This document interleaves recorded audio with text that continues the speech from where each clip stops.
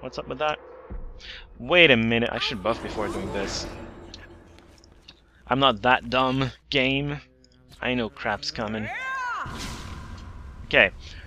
The solitaire fits always the right name. Kurthal? That won't work. No. Elrath? Erebos? Who do you want me to invoke? Great. I want to know! Okay, give me a moment. Slug. Lord, not Lord, no. This. Solar Sigil and Torn Page, where are you?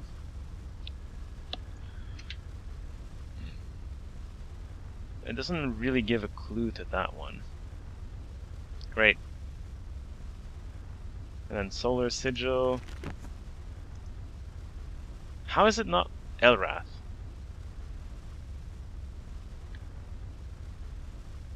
Michael? I doubt it. Wait, yes! Oh, kill him, please.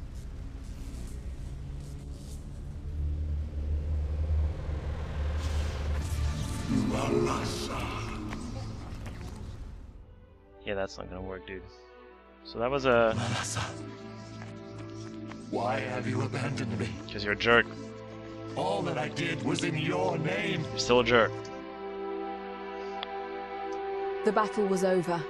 Erebos, the master of assassins, had been slain, and with him ended his terrible legacy, the last of those tainted by the Elder Wars.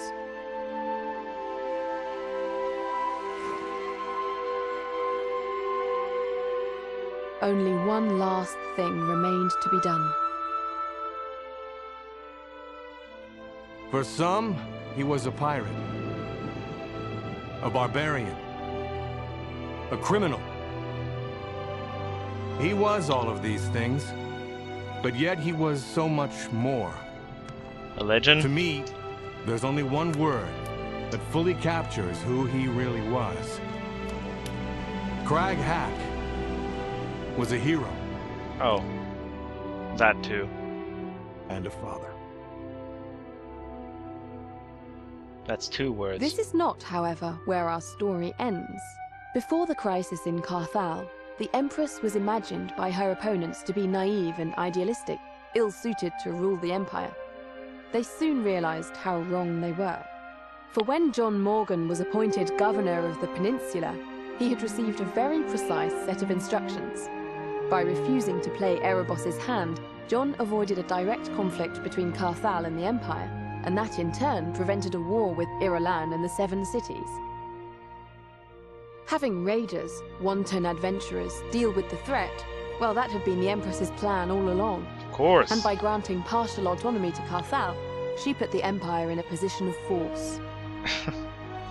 The horrors of Uriel's deception were a thing of the past, and the Empire was now seen as a new and enlightened nation. I suppose.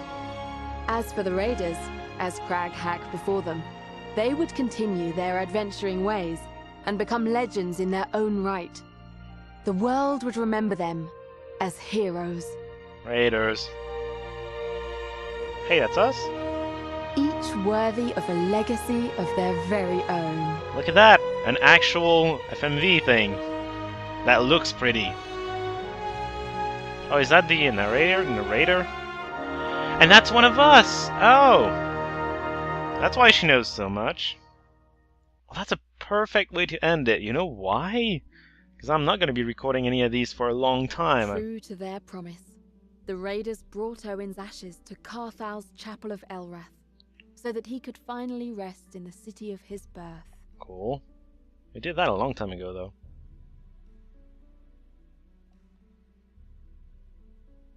The raiders killed Luke, the brigand, putting an end to his notorious career. Maybe he would find peace in the next life. Is she just making a list of our accomplishments, I guess? Our choices, maybe? Ripley was a brute and a murderer. He deserved to die. Yeah, those are choices I made, and she's just telling us what we decided.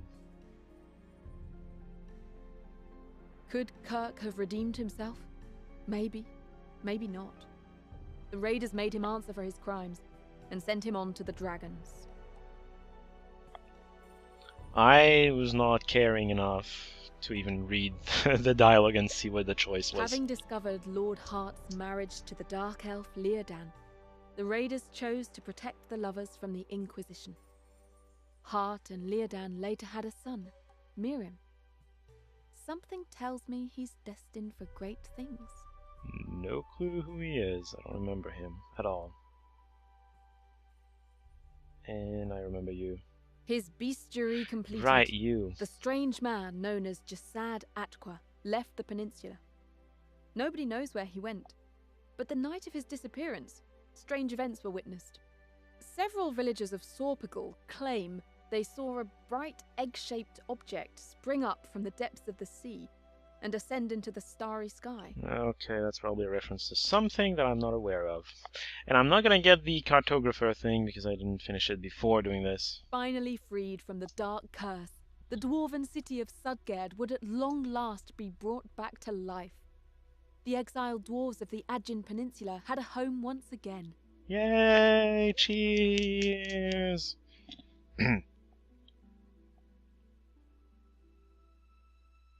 And credits. So I was just going to say, I'm not going to be recording any of these for a while because I'm going away on vacation in a different country actually. So for about 2 weeks I'd say. So it's going to be a while before I start the expansion and tie up the loose ends. I hope I can tie up. Oh my goodness. Tell me I can go back to the game and tie up the loose ends because none of my saves are from before I entered Carthol for the final conflict.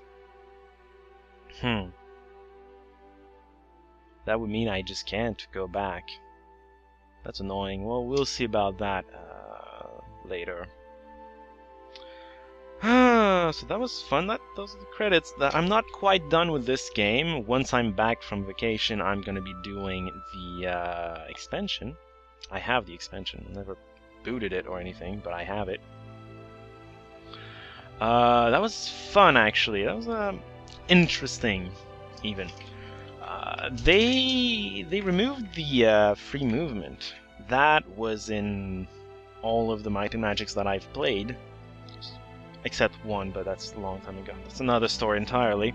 But yeah, they removed it to get something more turn-based.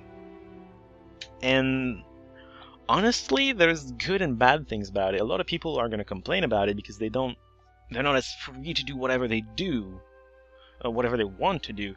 But that makes the combat a lot more interesting because Might and Magic, well, just go back to Might and Magic 7, 8, and even 9. Combat is not that amazing at all.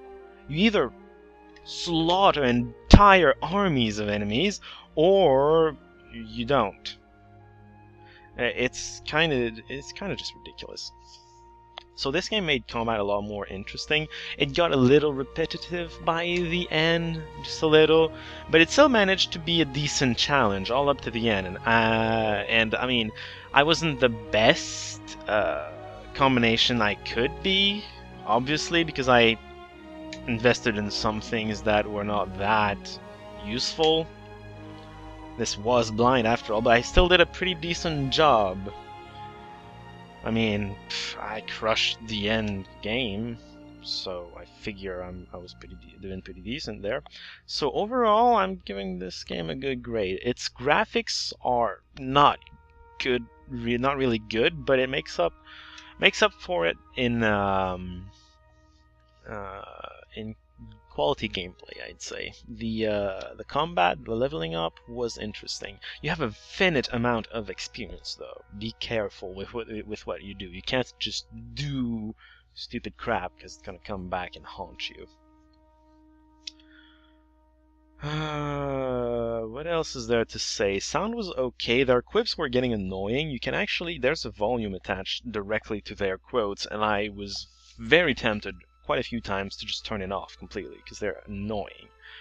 But I figured, I imagined at least, I never tested it, but I imagined the warnings about traps and secrets, more importantly secrets, were tied to that volume as well, and that I'd be turning them off if I touched that, so I didn't do it.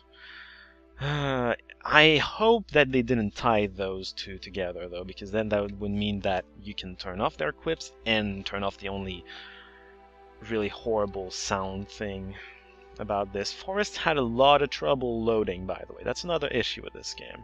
Not a big issue, I'm just nitpicking. Overall, this game, I enjoyed this game. It has a good balance between, yeah, interesting combat, and also quizzes, not quizzes, trivia. Not trivia, come on. I'm a little tired, I guess. Enigmas. I didn't answer all of them. The pillar, the charade that was not a charade, apparently. They all hint to the same thing, not a charade. I haven't really put much thought about it since, but yeah, I haven't really solved that one. Otherwise, well, a few others I haven't solved either without any other people's help. Worldwide Quebec! Yeah! Go Quebec! QC is always for Quebec, by the way. That's where I'm from. Chengdu? Really? Well, maybe QC doesn't mean that because Chengdu is in China. As you can see by all the Chinese name. Back to criticizing this game. It did a lot of things right, and a few minor details wrong, but they're the kind of details that don't faze me very much. I'm not very much attached to video quality. I don't give a damn, usually. Sound quality, as long as it's decent, it's gonna be good. So their clips were getting annoying. I could have turned them off, decided not to because I was afraid to turn off the warnings. Not sure I have anything else to say. The project was much longer than I thought, but that's a side effect of the combat. The combat was a lot slower in this game. By the way, if you don't enjoy the combat in this game, don't do it because you're spending at least half the game fighting, if not more. Yeah. And you don't really need to listen to what they're saying too much. I wasn't reading much of what they were saying at all. I did not get much of a sense of what the lore was. I missed lore books, probably. I'm gonna show you what I have, if I can get back in the game someday. I'm gonna show you let you read what the lore books are. As I was saying earlier, I'm gonna do a reading session towards the end. That's probably gonna be next time I come back to the game, though. I've been recording for a little over an hour now. Without cutting. Oh, jeez. Yeah. Well... How many... Oh my goodness. Are we gonna go through the entire European language versions? I mean, seriously, how many versions did you do? I know the Might and Magic franchise is a little more popular in Europe than in North America. At least I think it is. Back when I was playing Hero 6 a little more, pretty much everybody from the community I was frequenting were from Europe, and a lot of them were Eastern European, which is interesting, I guess. Spanish version, Italian version, and oh, we saw Czech version already. What the hell? They have multiple Czech versions apparently. Well, these credits are taking there a while, but I'm gonna let them roll. Ubisoft and who was doing this? Was it still Limbic? I think it was still Limbic. Ubisoft and Limbic did not give me crap for making videos of that game. I'm gonna let the full credits of the game go through, so y'all get to see that if you're patient enough. It's the least I can do for them. I mean, seriously. They let me play the games on here. I guess I'm gonna shut up. I don't have much to say. Waiting to see if something happens after the credits, and then I'm gonna try to go back to the game. because I hope I can go back to the game. I haven't been starting the game because I started the game from Steam, and since the expansion has been out, it's been asking me if I want to start the expansion or the game, which makes it look like they're two separate entities, which is kind of weird to me. I don't know how that's gonna work out. I've never started the expansion, actually. I don't even know what it looks like, how it works. Kinda curious, to be honest. This is gonna make... How long is this, even? You know something that's weird? The final boss... I felt the final boss was... a little anticlimactic. Because, A, it feels like I could murder him if the game would let me. B, he kind of functioned the whole room was supposed to be the final boss, I take it. But he kind of functioned as this very annoying thing that would just poke you every now and then. It wasn't a very direct confrontation with him. He was kind of an annoyance more than anything. That's my problem with it. He didn't feel that amazing. If he closes in melee range, I'm going to murder him, unless he runs away. And he always did, obviously, but yeah. It was just a little underwhelming. But I guess that's okay. See, I mean, the crystal spider. You remember way back then? That was the first really notable boss. And I just stepped in the room and I died.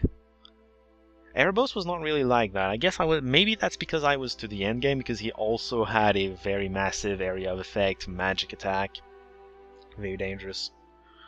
But the spider, with all the crap it did as well, I just thought the spider was a lot more imposing as a boss. Erebos just flies around and just harasses you, which is, I don't know, that's psychological a little, but it feels less impressive. Especially since I could kill him so fast. Crystal Spider I couldn't. Partially because I wasn't endgame, I was not particularly well equipped or anything. Not like my final team there, but still, it just, I don't know. Erebos did not impress me that much. Are we done? No. Okay, I'm gonna shut up now. You can, I guess, scroll ahead if you don't want to see this. Few people actually want to see the credits. Me included. There's one person in particular. There are actually two Let's Players that I watch that show credits, that I remember at least. Myclat, who does his review like me here. That's where I got the idea, actually. I kind of like how he does that. Actually, HC Bailey does that as well. That's 3. HC Bailey does that, also puts his review in there. He grades them, which I don't want to go that far. I mean, I thought about my review as I was getting here. That's French, rendezvous, which is a meetup, not a meetup exactly. It's a, what's the word in English? Rendezvous. Meeting, I guess, maybe. I don't know. Just, yeah.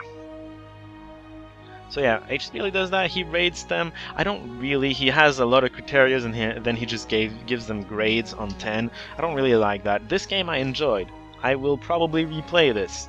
Maybe not as soon as I come back from my vacation, but I'm gonna replay this eventually. I'm sure of that. I have not even seen the other promotion quests. I'm probably not going to do all of them, because that would, I don't know, would be a while. It would be fun to play with combinations. It would be fun to maybe try and see the best burst damage I could put together, and then try to kill Erebos with my attacks. He's probably gonna have some kind of power that makes him survive at 1 HP no matter what. It's probably hardwired that you have to kill him with the sigil, but it would be fun to see if I could kill him. It would be really fun, actually. You know, stuff like that. They did put in a random party thing. I'm curious what that would give me. I could just, you know, click that click that until I find a party that would be challenging. Because I did do this on the hardest difficulty from the get-go, and it's, I mean, blind and on the highest difficulty. I did die here and there, but overall, it should have been a little more hard for me to pull it off than it was. Maybe I'm just that good, though. Maybe I'm just that good. I'm gonna say that. I'm gonna throw that out there and leave it there. Just maybe I'm good at games. Some games, at least. Some other games I'm awful at. That's just the way it goes. This has taken a while. I've been recording for an hour and 10 minutes. Can you please get this over? Oh my goodness. There's gonna be an entire video just of that. Erebos' death sequence, and then, haha, credits! With me talking the whole time. I've been saying that I'm gonna shut up this whole time. Still haven't done it. And I forget what I was talking about. Yeah, there is some replayability in this game. They should have let you do the other promotion quests, though. There's a logic to not doing it. Replayability is part of that logic. But that's really annoying. Might and Magic 9 also does that, and it's really annoying. I'm gonna manage to show you all of the promotion quests in Might and Magic 9. Because it's not as segregated, because the classes are not as segregated, I don't mind it as much to just load and lay out Sandro, Dungeon Pitch, and Sham. Sandro! Yeah, see, hold. Somebody. It was the Crow Fortress, the special. I guessed it! Yes! Jolly Joker's in there. I know him. He's from the. I probably know more of those, but Jolly Joker just stood up in there. That's from Heroes Community. That's the community I frequent. Anyways, remember Fortress of Crows? Somebody mentioned that the teleporter maze was spelling Sandro.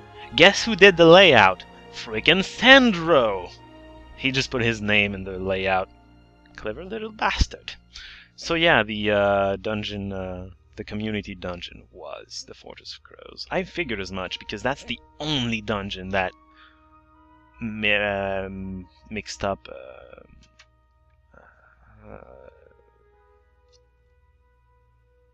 enigmas with fighting. Looks like the credits are done.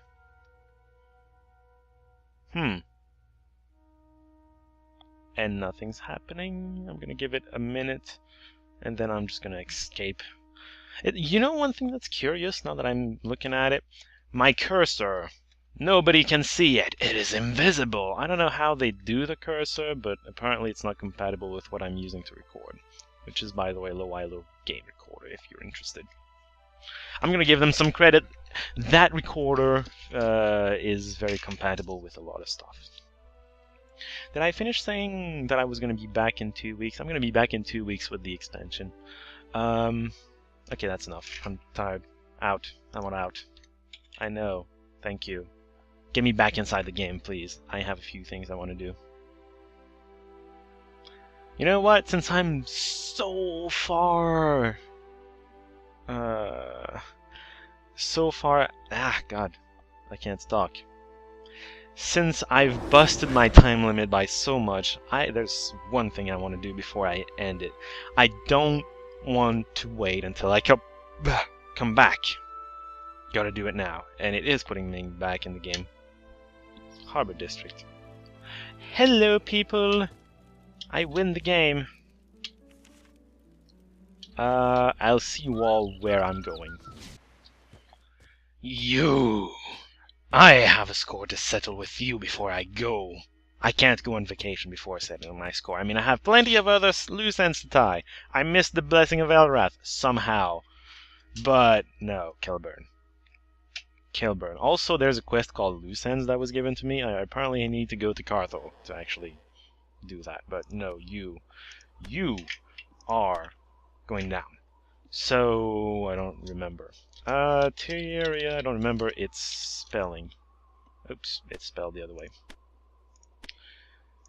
Terraria, then. Yes, indeed.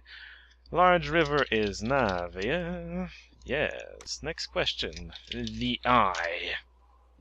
Next question. Rocky Coast is the Menthil Coast.